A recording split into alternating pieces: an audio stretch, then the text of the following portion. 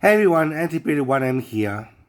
I'm waiting in my studio apartment, my small studio apartment, for Cyclone Alfred to come rushing in tomorrow at about the middle of the day. That's the projected time anyway. So I have about overnight plus 12 hours, to get myself hyped up for that. And it's been a few days already since I started preparations and stayed in my apartment for an extended period of time. And my only trips really have been to 7-Eleven this morning to get supplies for for a small amount of eating for breakfast, and also down to the gym in my apartment building to do some biking today and yesterday.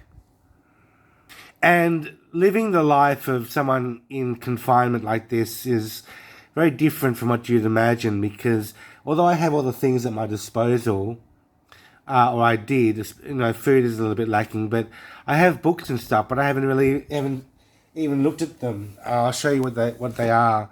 They're interesting books in certain ways, but I prefer to read them in the library or something. And this is called The One Day of the Year, which is a famous play by Alan Seymour, Australian play. A bit dated, they say, but apparently it's still quite interesting from a historical perspective. And then Sharon Olds' book of poems. She's a poet, an American poet whom I admire quite a lot, and I hope to get into that more. But I haven't been reading that at all in the last couple of days. And then this huge, humongous book called The Overstory by Richard Powers, which was shortlisted for the Man Booker Prize a few years ago, and is probably the most famous cli-fi or climate fiction novel ever written. So important stuff, but I just haven't had the inclination to get into them. I would like to show you some more of my apartment as well. Actually, I'll show you just over here. Can you see that? I know it's in the darkness, and my lighting is terrible, but can you see that apparition there? That is my clothes hanging up on my ironing board just to dry. I set it up that way so it's like a frame to hang my clothes to dry. And I've also got some information on tropical cyclones from CSIRO, which is probably the reputable source in Australia for scientific information. And I'll read it out. What causes tropical cyclones? Several conditions must be met for a cyclone to form, including thunderstorms over a warm body of water and little change in atmospheric wind speed with height. Warm and humid air from a warm ocean, typically at least 26.5 degrees Celsius in the current climate, rises, resulting in a low-pressure system.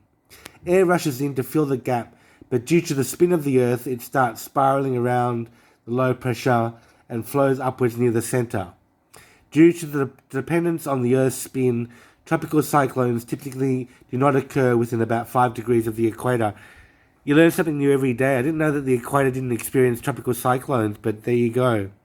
And it's very interesting that they form as a result of the Earth spinning round. So they're kind of like these spinning things coming off like, I don't know. I was going to say finger spinners, but I'm not sure if that's exactly what I was thinking about. Yeah.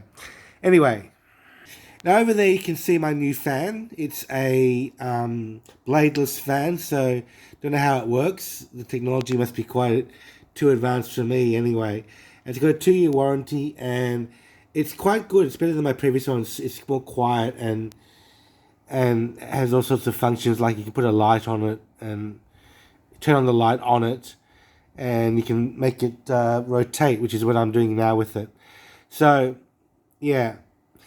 The only thing you can't do that is as good as my old fan is make it the direction of the current go straight towards you on the bed. So I have had a few hot, slightly sweaty experiences trying to use this fan and it not succeeding in keeping me cool. But that's just life, and I'm happy with my purchase.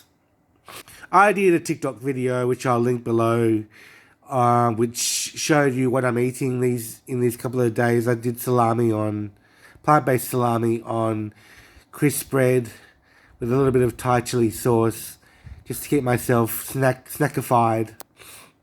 And I've also got this written information from my apartment building management saying, ensure all windows and doors are securely tightened. Given the wind and pressure, water may penetrate seals and leak into your apartment.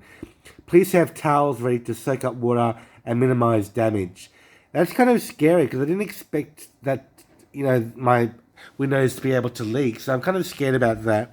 And there is a purple couch near to my windowsill, which is liable for damage if water leaks in through that way. So I'm going to be I'm going to put the blinds in down, put the curtains across, and move the couch away, and possibly other things as well. This all has to be done tomorrow morning because I'm not going to do it tonight.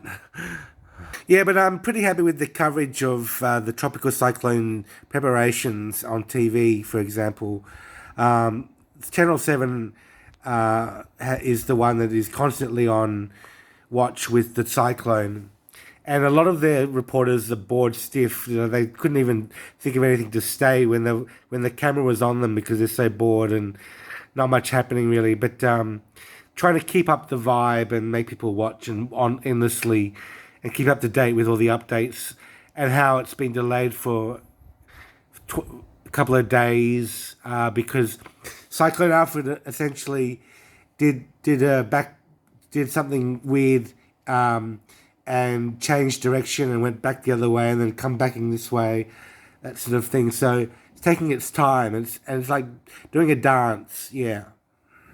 So I'm also told on the notice that I just mentioned that cyclones, during the cyclone, is going to be quite noisy. It's something that I didn't really think about or expect, because at the moment it's really calm outside. The sky is a little bit... it's quite clear, in fact. It just looks completely still and calm, which is very deceptive, obviously. But, yeah, the cyclone will be arriving tomorrow midday. So looking forward to seeing how calamitous that would be. But also the fact that it will probably drop down to a Category 1 cyclone, which is less intense than a Category 2 cyclone, based on people's measurements and that sort of thing. So there you have it, folks. My first cyclone ever.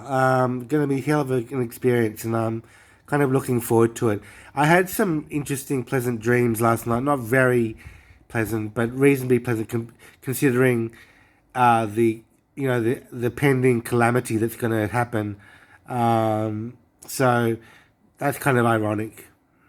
And obviously, I'm not Elon Musk, so I can't just fly out with my private jet out of Brisbane and find a safer place somewhere else in the world. I just can't do that.